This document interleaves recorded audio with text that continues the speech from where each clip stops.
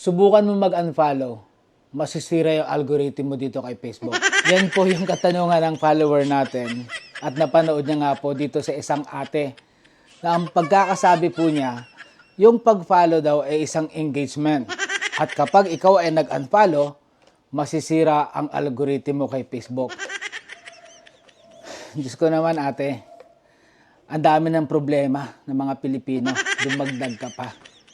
Wala kang pinagkaiba dyan sa confidential fund na imbis na sabihin yung totoo, pinapaligoy-ligoy mo at nililinlang mo lang yung tao.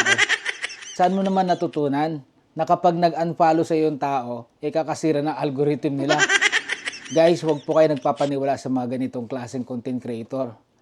Nako ate, alam mo, kung totoo lang, bumalapit-lapit lang kayo dito sa akin, itong binibilot ko na dyaryo na to, nako. Guys, inuulit ko po sa inyo, ang algorithm po, nadidetect po tayo ni Facebook dahil po sa good quality content natin. At yan po, i-distribute niya po sa 50% ng ating mga followers. Kapag yan po ay nagustuhan natin mga followers, i-distribute niya uli doon sa another 50%. At hanggang doon, umabot na nga po sa mga non-followers natin. Ganun po yung algorithm ni Facebook. Ganun po niya, nadidetect po yan. Hindi po yan ibig sabihin na pag nag-unfollow ka, masisira yung algorithm mo. I-unfollow nyo yan siya, sigurado, sira ang kanyang diskarte. Sira ang kanyang panguto sa inyo. Ganun lang guys, kasimple yun. Nako, ate, magpapasko na no? Gigil mats ako sa'yo, sa totoo lang. Ganito hindi ako binabayaran ng mga umutang sa akin, magpapasko na.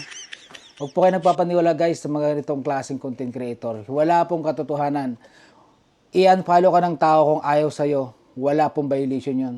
Wala pong violation sa pag-unfollow. Mas magkakaroon ka ng violation kapag fina-follow mo yung mga ganitong klaseng content creator na mga bugok. Ayoko na sana magsalita ng word na yun eh. Pero bugok talaga to. Sobra. Ipasa nyo yan guys, yung information na yan. Baka sakaling makarating yan doon.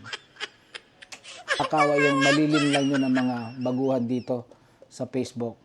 Nananakot ka pa para hindi ka unfollow. Gusto.